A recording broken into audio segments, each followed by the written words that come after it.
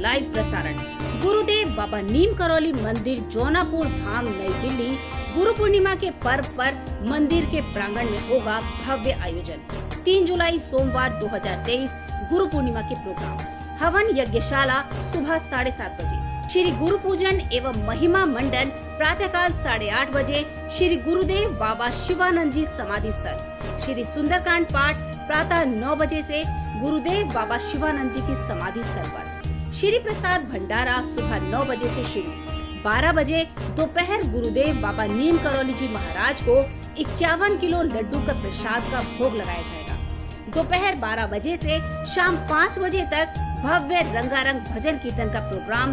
देश के कोने कोने से गायक सिंगर प्रोग्राम करेंगे। यह प्रोग्राम बाबा नीम करौली जौनापुर मंदिर ट्रस्ट तथा बाबा के सभी भक्तों के द्वारा किया जाएगा।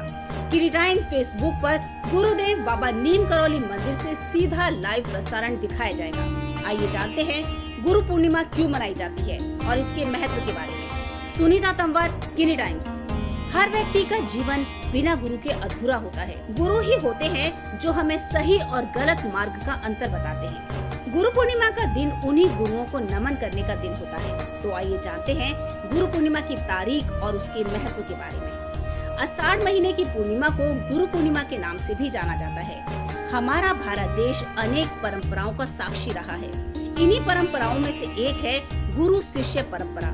प्राचीन काल से ही भारत देश महान गुरु और उनके शिष्यों की जन्म स्थली रहा है। गुरु भारतीय संस्कृति का एक अहम हिस्सा है और इस संस्कृति को याद रखने के लिए इसी आषाढ़ महीने की पूर्णिमा को गुरु पूर्णिमा का नाम दिया गया है। गुरु पूर्णिमा के सापेक्ष में यह भी माना जाता है कि इसी दिन वेद व्यास जी ने वेदों का संकलन किया था और कई पुराणों, उप पुराणों व महाभारत की रचना भी इसी दिन पूर्ण हुई थी। इसीलिए इस दिन को व्यास पूर्णिमा भी कहा जाता है।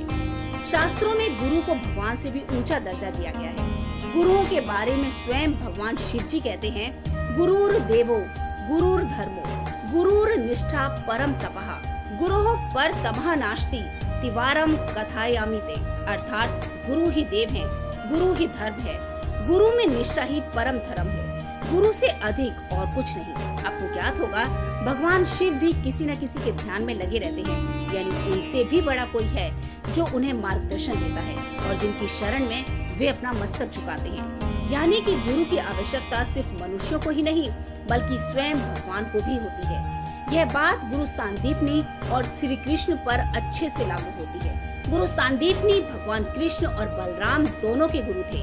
उनके गुरुकुल में कई महान राजाओं के पुत्र पढ़ते थे, लेकिन गुरु सांदीपनी ने कृष्ण जी को ही 64 कलाओं की शिक्षा दी थी। भगवान विष्णु के अवतार होने के बाद भी शिक्षा ग्रहण करी। गुरु शिष्य के इस अनोखे रिश्ते से यह साबित होता है कि कोई भी चाहे कितना ही ज्ञानी हो, फिर भी उसे एक गुरु की आवश्यकता तो होती ही है।